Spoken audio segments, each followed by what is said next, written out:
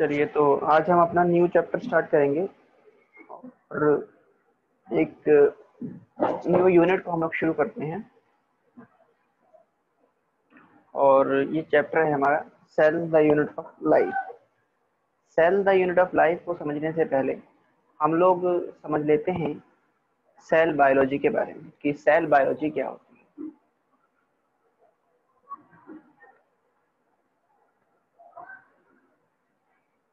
Cell biology, देखिए, cell biology science की एक ऐसी ब्रांच है जिसमें हम स्टडी करते हैं, सेल के स्ट्रक्चर को स्टडी करेंगे। ठीक है, इसके अलावा उसके अंदर जो भी फंक्शन है सेल के, उन सारे फंक्शंस को स्टडी करते हैं। इसके अलावा जो उसका ऑर्गेनाइजेशन है, ऑर्गेनाइजेशन को स्टडी करेंगे। फिजियोलॉजी देखेंगे हम लोग, और जो उसके अंदर मॉलिक्यूल्स देखे जा रहे हैं उन मॉलिक्यूल्स की स्टडी करेंगे। और इसका मतलब जितने भी प्रोसेस हमारे, हाँ जी,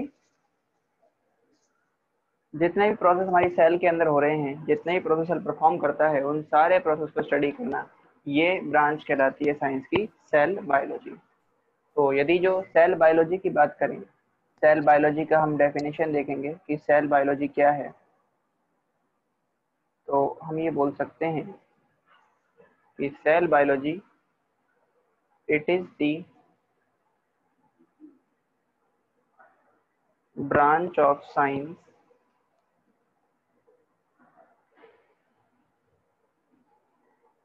under which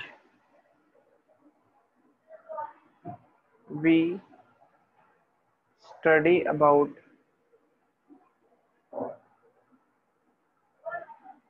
cell structure,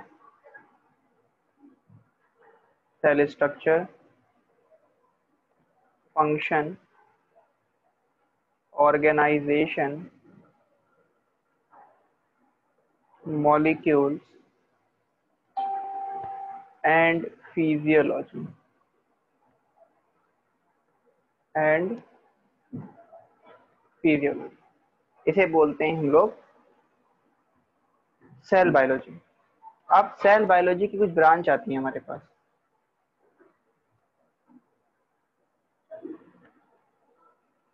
branches of cell biology. तो सेल बायोलॉजी की हमारे पास 4 मेन ब्रांच हैं।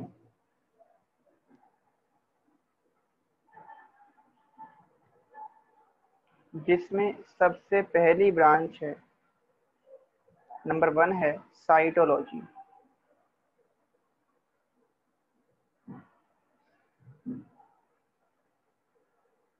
साइटोलॉजी साइटोलॉजी में हम क्या करते हैं, सेल और उसके ऑर्गेनेल्स के स्ट्रक्चर को स्टडी करते हैं।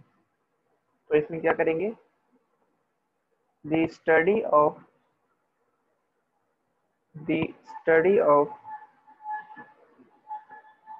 स्ट्रक्चर ऑफ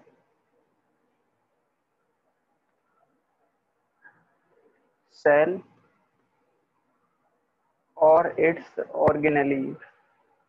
सेल को और उसके ऑर्गेनेली को स्टडी करना, ये कहलाता है साइटोलॉजी।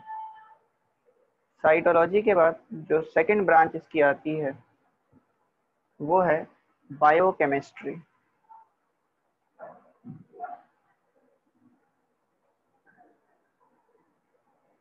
बायोकेमिस्ट्री बायोकेमिस्ट्री का मतलब है जिसमें हम सेल के बायोमोलिक्यूल्स को स्टडी करते हैं। The study of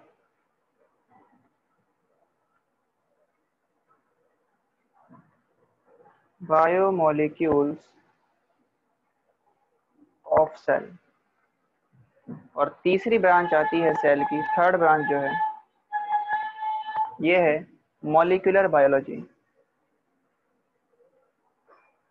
molecular biology molecular biology में हम क्या देखते हैं, इसके अंदर the study of synthesis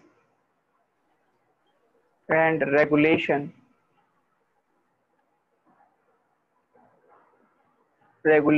of DNA, RNA and protein. इसमें हम ये देखते हैं कि डीएनए कैसे बनता है, आरएनए कैसे बनता है, प्रोटीन कैसे बनता है, और इनका जो बनने का प्रोसेस है वो किस तरह से रेगुलेट होता है। ये सारी चीजें हम मॉलिक्यूलर बायोलॉजी में पढ़ते हैं।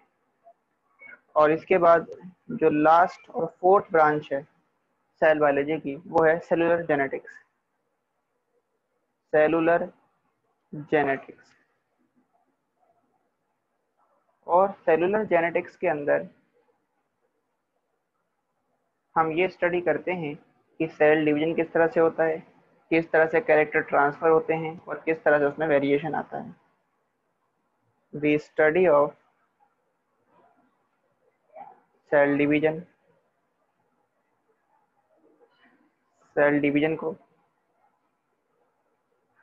हेरिडिटी को एंड वेरिएशन को,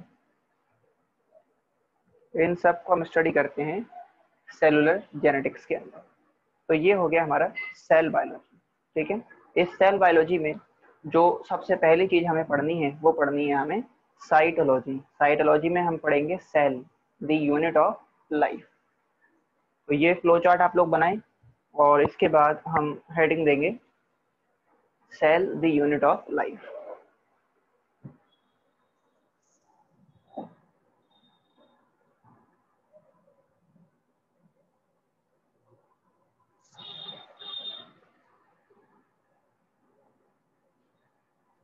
Sir, we do not do chapter number 6. We will do after completing this unit.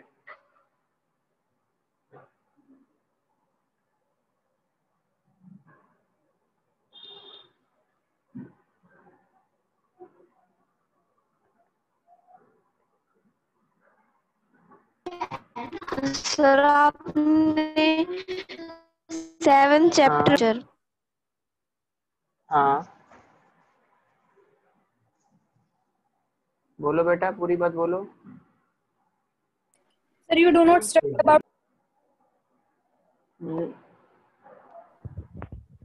तो हार्टवेग ने टर्म दिया था साइटोलॉजी, और हार्टवेग ने एक बुक लिखी थी, उस बुक का नाम था सेल्स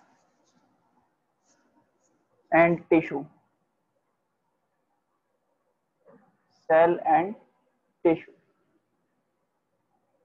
ठीक है, आगे यदि हम बात करें तो अब सेल के बिहाफ पे ऑर्गेनिज्म को दो कैटेगरी में बांटा गया है। यदि जो सेल को हम देखेंगे तो सेल के बेसिस पे ऑर्गेनिज्म को दो कैटेगरी में बांटा गया। तो इसको हम एक इस तरीके से फ्लो चार्ट की फॉर्म बनाते हैं। ऑर्गेनिज्म, इनको दो कैटेगरी में डिवाइड कर दिया गया है ऑन द बेसिस ऑफ, और इसका बेसिस है number of cell. Number of cells के बिहाफ पे ऑर्गेनिज्म को दो कैटेगरी में बांटा गया है। जो ऑर्गेनिज्म एक ही सेल से बने हैं वो कहलाएंगे यूनिसेलुलर ऑर्गेनिज्म। यूनिसेलुलर ऑर्गेनिज्म जो कि किससे बने हैं, जो कि एक ही सेल से बने हुए हैं।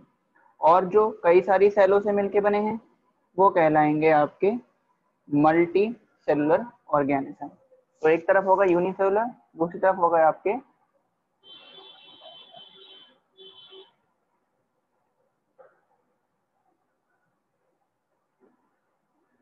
मल्टी सेलुलर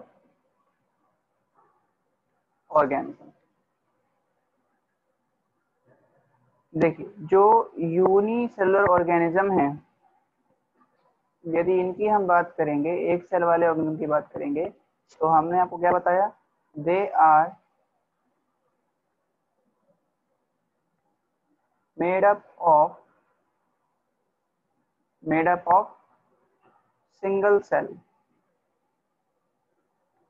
इसका मतलब क्या होता है, सिंगल सेल बनने का मतलब है कि इनकी जितनी भी एक्टिविटीज हैं वो सारी की सारी एक सिंगल सेल के अंदर होंगी। तो all their activities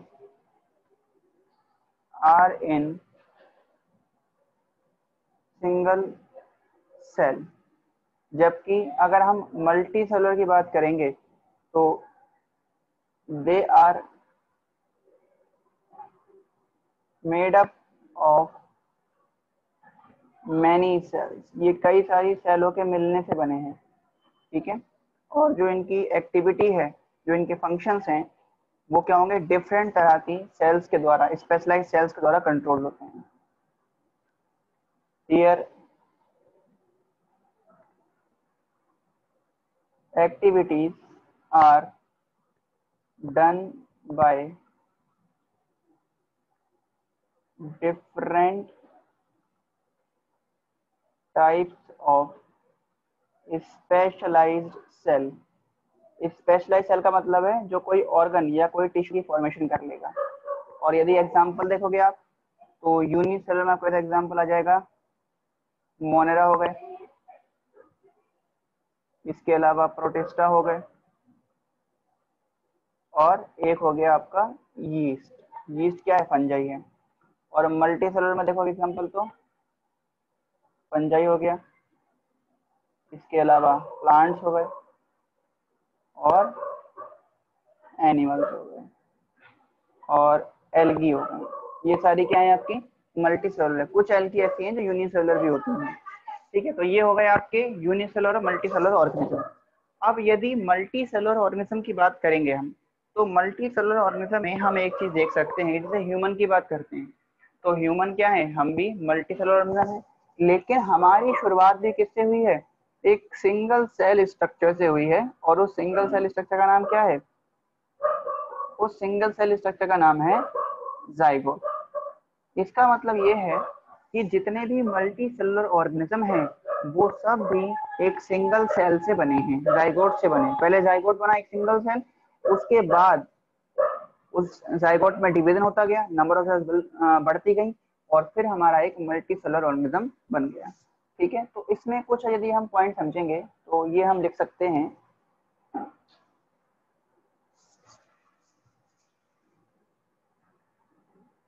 the life of a multicellular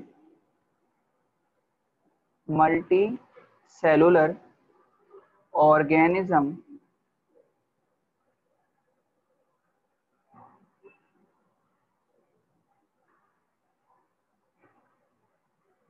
start with a single cell। और उस सिंगल सेल का नाम क्या है, called zygote. Multi cellular organism की लाइफ की शुरुआत भी सिंगल सेल से हुई है और उस सिंगल सेल का नाम है जाइगोट, ठीक है। इसके अलावा यदि हम बात करेंगे ह्यूमंस की, एक ह्यूमन बॉडी में लगभग कितनी तरह की सेल्स देखी जाती है, तो human body has around 260 types of cells. एक ह्यूमन बॉडी में लगभग 260 तरह की सेल्स होती हैं, ठीक है। और यदि आप नंबर ऑफ सेल्स देखना चाहेंगे कि भाई एक न्यू बॉर्न बेबी में या एडल्ट ह्यूमन में कितनी सेल होती हैं, यदि मैं न्यू बॉर्न बेबी की बात करूं, ए न्यूली बॉर्न बेबी जिसका अभी अभी जन्म हुआ है, जिसे हम लोग इन्फेंट भी बोलते हैं, उसमें कितनी सेल है, has about 2 × 10⁻12 sales.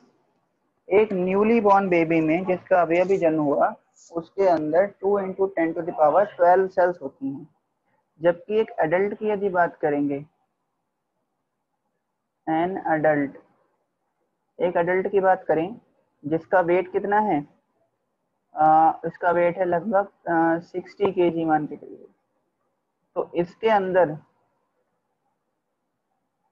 Has about 10⁻14 sales. एक अडल्ट में जिसका वेट लगभग कितना है 60 kg के आसपास है, उसके अंदर लगभग 10 टू द पावर 14 सेल्स होंगी, और इसमें टोटल जो सेल हैं ये हैं 10 टू द पावर 14 सेल्स। इसका 25% सेल उसके ब्लड में देखा जाएगा। तो about 25% cells are present in blood। 25% cells blood में होती हैं, ठीक है। तो ये बात क्लियर हो गई। तो ये हमने कुछ इंपॉर्टेंट पॉइंट है जो समझ लिए। अब हमने ना इस चैप्टर की जब शुरुआत करी थी अभी, तो हमने ऊपर एक टर्म लिखी थी कि cell the unit of life, means cell से ही लाइफ का ओरिजिनेशन हुआ। जो मल्टी सेलुलर ऑर्गेनिज्म बन रहे हैं वो किससे बने हैं? सेल से बने। मतलब सबसे पहले क्या बनी? सेल बनी, और फिर उस सेल के कॉम्बिनेशन से अलग अलग ऑर्गन्स या टिश्यूज की फॉर्मेशन हो गई, और फिर उनसे ऑर्गेनिज्म की फॉर्मेशन हुई। इस पूरे अरेंजमेंट को, इस पूरे फ्लो चार्ट को जो अभी हम बनाने वाले हैं, इसको बोलते हैं सेलुलर हायरार्की। आपने चैप्टर नंबर 1 में एक पढ़ा होगा टैक्सोनॉमिक हायरार्की, उसी तरह से एक यहाँ पर आता है सेलुलर हायरार्की। तो अब हम समझते हैं सेलुलर हायरार्की को। तो इसमें हमारे पास आता है सेलुलर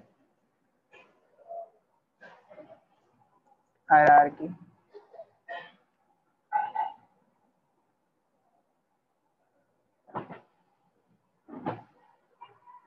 देखिए, सेलुलर हायरार्की की यदि बात करेंगे तो ये बताता है कि सबसे पहले क्या बना? सबसे पहले सेल बनी।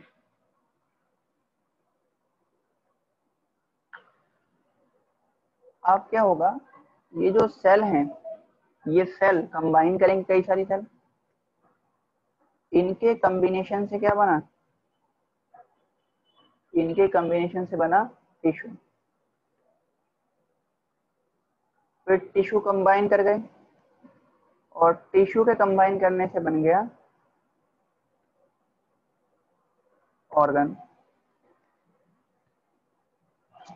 फिर ये कई सारे ऑर्गन मिले, और ऑर्गन के मिलने से बना ऑर्गन सिस्टम। फिर जो ऑर्गन सिस्टम है ये कंबाइन करे, और इनसे बन गया ऑर्गेनिज्म। ठीक है। तो यहाँ पर यदि देखेंगे तो जो ऑर्गेनिज्म है उसकी शुरुआत किससे हुई है? उसकी शुरुआत हुई है एक सेल से। इसलिए हम सेल के बारे में ये बोल सकते हैं कि सेल जो है, cell is the basic structural and functional unit, structural and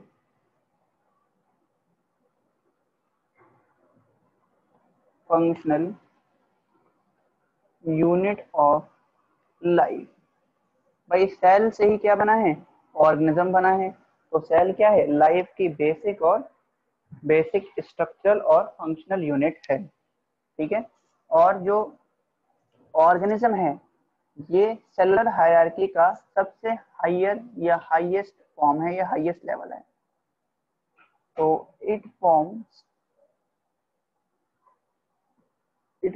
the highest level of cellular hierarchy। Cellular hierarchy का ये सबसे हाईएस्ट लेवल है। ठीक है।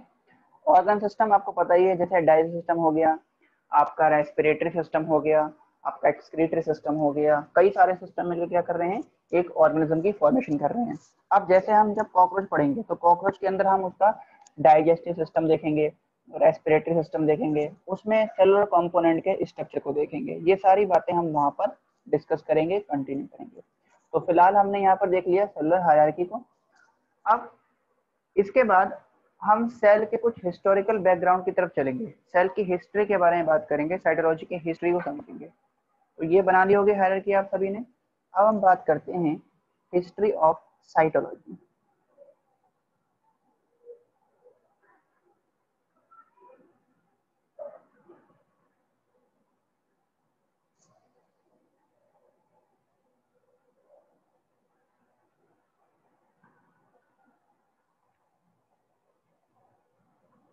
History of cytology.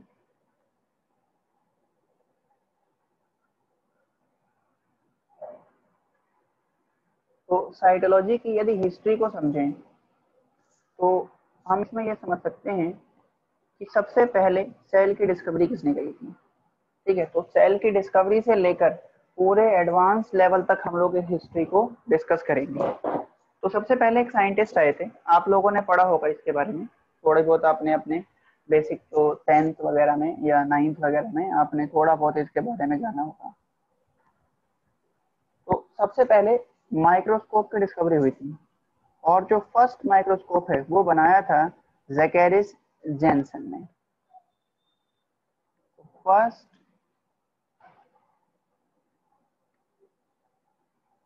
Microscope developed bye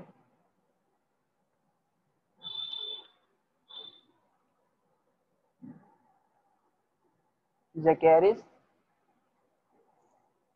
Jensen. Zacharias Janssen ने सबसे पहले माइक्रोस्कोप बनाया। फिर इसके बाद एक साइंटिस्ट आए गैलीलो, जो ये थे आपके फिजिक्स में आते हैं, गैलीलो गैलीली। इन्होंने इस माइक्रोस्कोप को मॉडिफाई किया।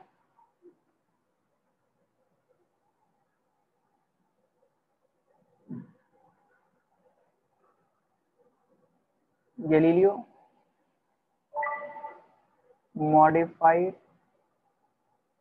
दिस माइक्रोस्कोप, इन्होंने इसको मॉडिफाई किया और फाइनली इसको कंप्लीट किसने किया था? Finally by Robert Hooke. तो फाइनली रॉबर्ट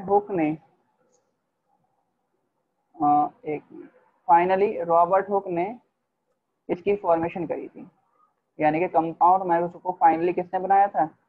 मॉडिफाई करके रॉबर्ट हुक ने बनाया। अब रॉबर्ट हुक ने जब कंपाउंड माइक्रोस्कोप बना दिया तो फिर इन्होंने चीजों को उससे देखना शुरू किया, सर ऑब्जर्व आपने किया। हुक की स्पेलिंग क्या लिखी है? HOEKE, HOEKE। तो रॉबर्ट हुक ने जब फाइनली कंपाउंड माइक्रोस्कोप को मॉडिफाई करके बना दिया, तब फिर रॉबर्ट हुक ने क्या करा? सेल की डिस्कवरी करी। इन्होंने चीजों को उससे देखना शुरू किया। तो इन्होंने ना एक कॉर्क सेल को देखा, और वो कॉर्क सेल इन्हें हनी कॉम्ब, मधुमक्खी के छत्ते की तरह दिखाई दिया, जो कि अंदर से पूरी तरह से खाली था। और उस खाली जगह होने की वजह से, क्योंकि वो कॉर्क सेल कैसी होती है? डेड होती है। तो उन्होंने डेड सेल को देखा। तो जब इन्होंने डेड सेल को देखा तो इन्होंने उसको नाम दे दिया सेलुला। ठीक है, तो रॉबर्ट हुक की यदि बात करेंगे तो इन्होंने क्या किया? जो रॉबर्ट हुक है, he was first discovered the cell and named it cellula। और इन्होंने क्या ऑब्जर्व किया था? He observed dead cork cell। और ये कैसा दिखा इनको? appear like honeycomb। तो ना सेल का मतलब क्या होता है? सेल का मतलब होता है एक ऐसी जगह जो अंदर से खाली हो, एम्प्टी, वैकेंट स्पेस। तो ये जो सेल वर्ड हम लोग पढ़ते आ रहे हैं, ये गलत वर्ड है, मिसनोमर है, बट हम इस गलत को ही सही मान के पढ़ते हैं। इसके बाद दूसरे साइंटिस्ट आए, एक थे जैन स्वैमरडॉम। तो जैन सेमोडॉम ने क्या करा, उन्होंने फ्रॉग की आरबीसी को देखा। Jain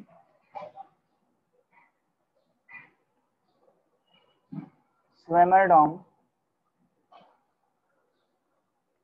observe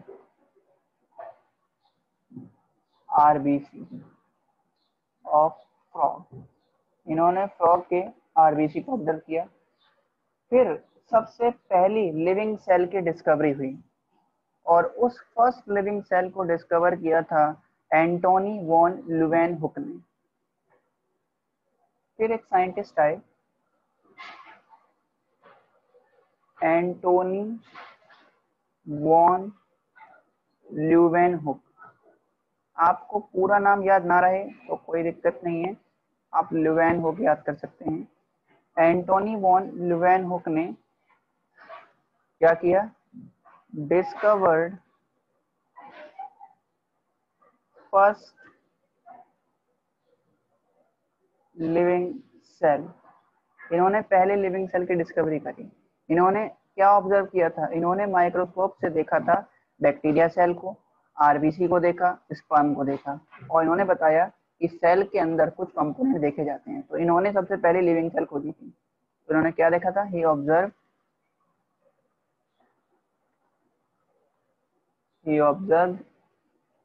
bacterial cell. इन्होंने बैक्टीरियल सेल को देखा, आरबीसी को ऑब्जर्व किया एंड स्पर्म को ऑब्जर्व किया था। ठीक है, इसके बाद एक साइंटिस्ट आए फिर, जो जिनका नाम था नेमिया ग्रू। नेमिया ग्रू ने सेल कंसेप्ट दिया।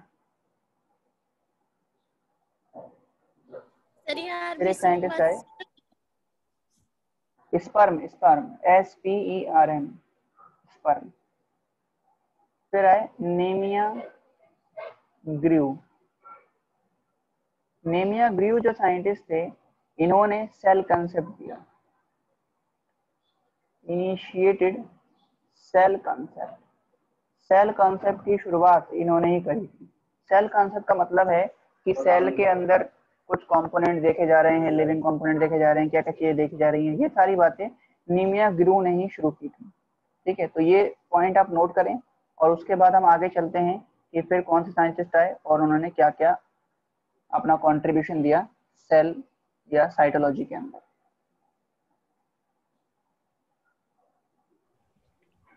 जी हर्षित बोलिए।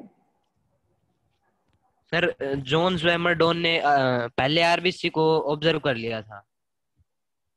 हाँ, उसके बाद फिर इन्होंने लिविंग सेल की खोज करी थी। तो फिर सर मतलब ये नहीं बता पाया था, आरबीसी भी लिविंग सेल ही है ये ना? नहीं बता पाया था, सुनो सही मेरी बात तो सुनिए। जॉन स्वेमरडॉन ये नहीं बता पाया था कि आरबीसी जो है वो लिविंग सेल है।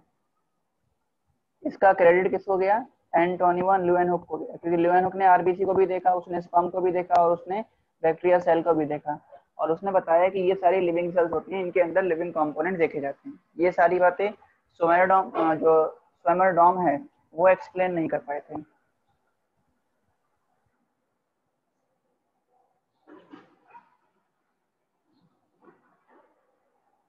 अब देखिए, इसके बाद सेल कंसेप्ट, जब नेमिया ग्रू ने सेल कंसेप्ट दे दिया, तो सेल कंसेप्ट देने के बाद फिर एक साइंटिस्ट आए, डूट्राचैट।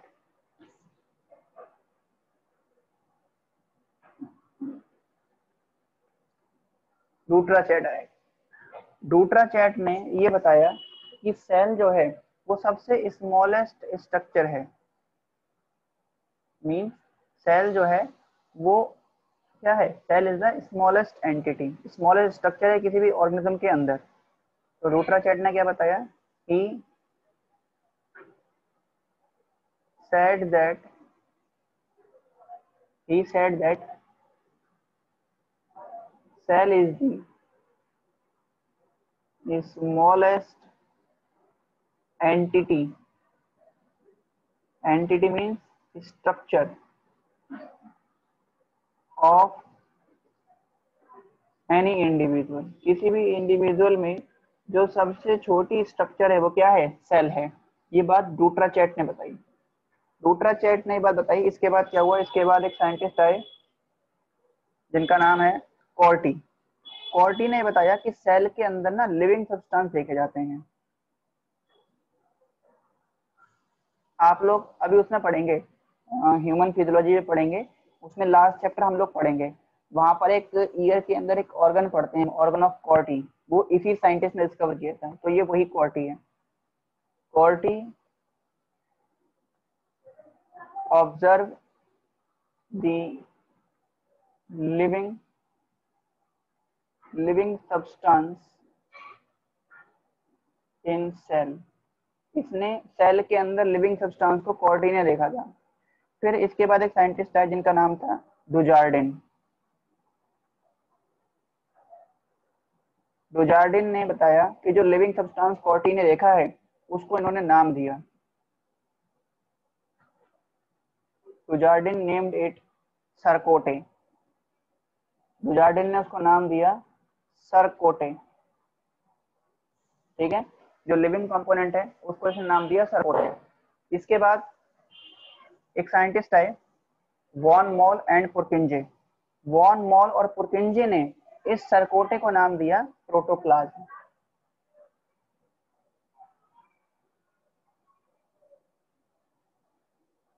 Von Mohl and Purkinje named this sarcode के बाद क्या लिखा है आपने? पुरकिंजे PURKINJE named this living substance as protoplasm। देखो इसमें ना ये बहुत पूछा जाता है कि जो प्रोटोप्लाज्म टर्म है ये किसने दिया था, तो इसका आंसर होगा वॉन मॉल और पुरकिंजे। अगर ऑप्शन में वॉन मॉल मेंशन ना हो कहीं पर भी, पुरकिंजे मेंशन हो, तो आप पुरकिंजे को आंसर कर देंगे। और एक ये वाला बहुत पूछा जाता है, डूट्रा चैट ने क्या बताया था। इसके बाद एक और इम्पोर्टेंट पॉइंट है, फिर एक साइंटिस्ट आए हक्सले, और हक्सले ने बताया कि प्रोटोप्लाज्म जो है वो लाइफ का फिजिकल बेसिस है। Huxley said that protoplasm is the physical basis of life। ये स्टेटमेंट पूछेगा आपसे कि ये स्टेटमेंट किसने दिया था, तो आप बोलेंगे ये किसने दिया था, हक्सले ने दिया है। इसके बाद फिर एक साइंटिस्ट है Robert brown.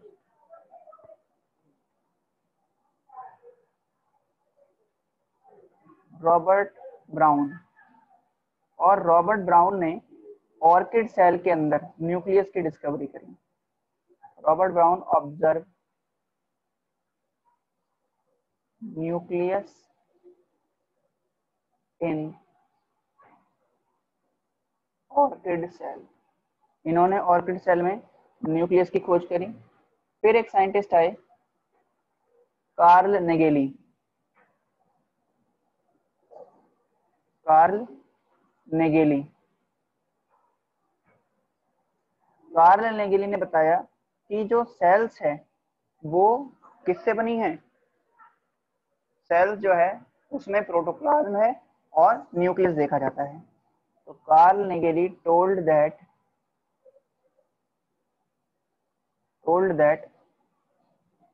cells are made up of protoplasm, cell में प्रोटोप्लाज्म रहेगा एंड न्यूक्लियस देखा जाएगा। ये बात कार्ल नेगेली ने बोली। उसके बाद नेगेली के बाद एक साइंटिस्ट आए रुडोल्फ विर्चो। इन्होंने थ्योरी दी। रुडोल्फ विर्चो, इन्होंने क्या दिया, gave theory of cell lineage. इन्होंने सेल लीनिएज थ्योरी दी, जिसमें ना इनका एक स्टेटमेंट था और स्टेटमेंट क्या था? स्टेटमेंट था ओमनीस सेलुला ई सेलुला, ओमनी सेलुला ई सेलुला, ये लैटिन में था। इसका मतलब है कि जो न्यू सेल्स हैं वो प्री एग्जिस्टिंग सेल से डेवलप करती हैं। तो इसका मतलब इतने ब्रैकेट में यहाँ पर all new sales arises from pre existing cell। सभी न्यू सेल्स पुरानी सेलों से डेवलप होती हैं। ये स्टेटमेंट दिया था रुडोल्फ विर्चो ने अपनी थ्योरी ऑफ सेल लीनिएज के अंदर। ठीक है, इसके बाद सेल लीनिएज थ्योरी के बाद हम लोग आगे बढ़ते हैं।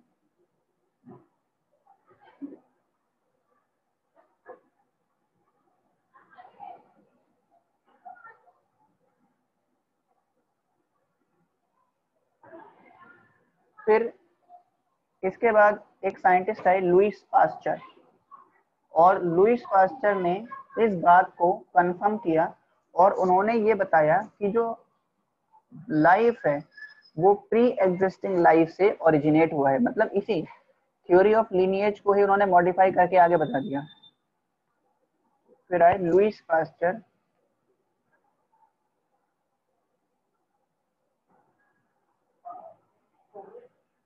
Leuis, Lewis pasture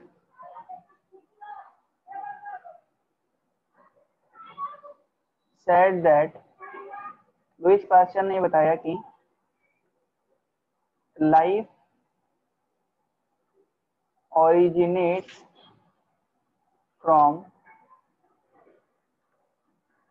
pre-existing life। Pre existing life से लाइफ ओरिजिनेट हुई है, ये बात बताई लुईस पास्चर ने। और इसके बाद एक साइंटिस्ट थे जिनका नाम था स्वान ने सेल मेम्ब्रेन की खोज करी, लेकिन जो टर्म है सेल मेम्ब्रेन वो नहीं दे पाए। जो टर्म है वो दिया था कार्ल नेगेली ने। Schwann discovered cell membrane but term given by Carl Nageli. ये ना बहुत पूछा जाता है कि जो टर्म है सेल मेम्ब्रेन वो किसने दिया था, तो it is given by Carl Nageli. फिर इसके बाद एक साइंटिस्ट है अर्नस्ट हैकल।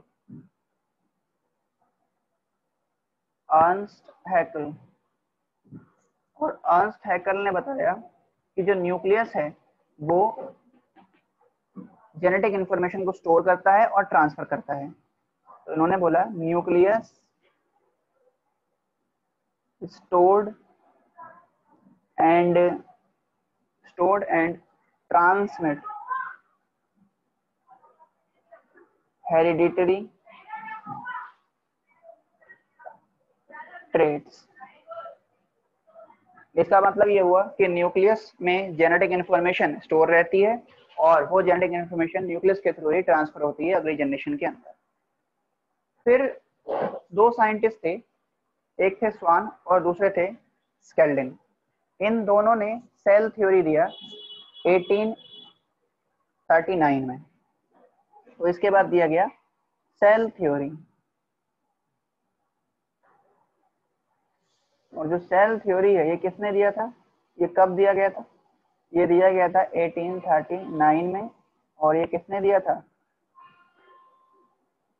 गिवन बाय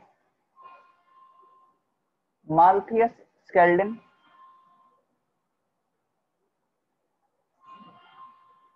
माल्थियस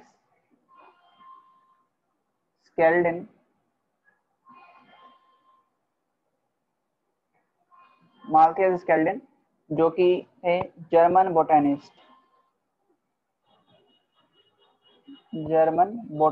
थे ये। और दूसरे थे थियोडोर स्वान। थियोडोर स्वान, ये थे जर्मन जूलॉजिस्ट, एक बॉटनिस्ट थे, दूसरे थे जूलॉजिस्ट, और इन्होंने सेल थ्योरी दिया। सेल थ्योरी में इन्होंने कुछ इंपॉर्टेंट पॉइंट्स बताए। क्या क्या पॉइंट्स थे इसके? सबसे पहली बात इन्होंने बोली कि जितने भी लिविंग ऑर्गेनिज्म है वो सारे सेल से बने हैं। All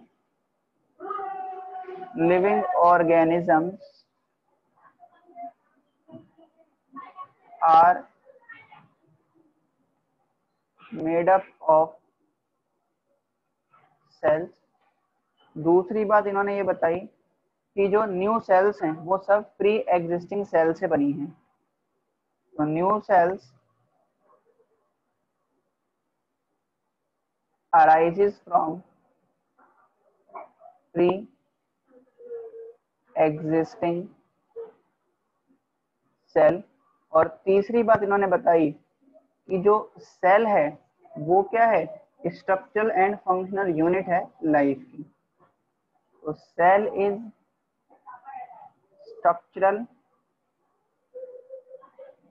structural and functional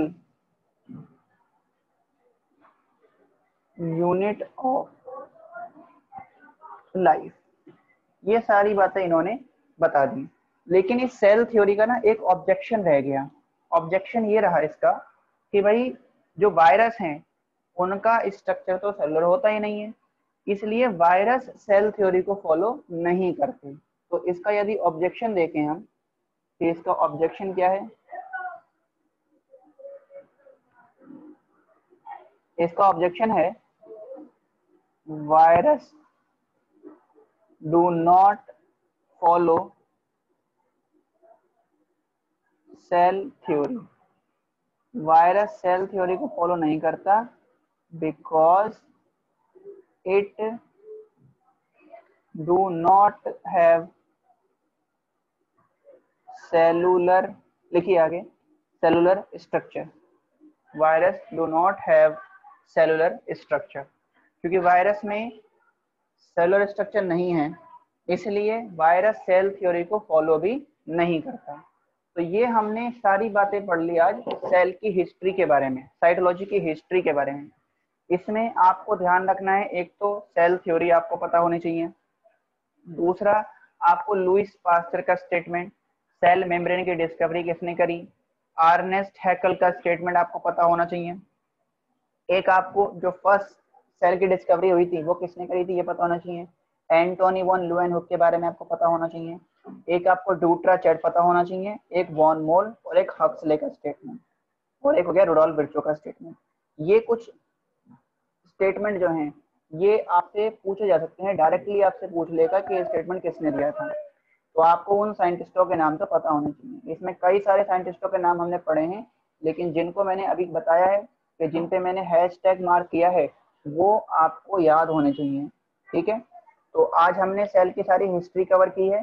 next class में हम लोग क्या करेंगे? नेक्स्ट क्लास में हम सेल के कुछ टाइप्स देखेंगे और फिर हम पढ़ेंगे पहली सेल प्रोकैरियोटिक सेल के बारे में। बैक्टीरिया सेल का स्ट्रक्चर हम कवर करेंगे। तो यहाँ तक आप करके रखिए।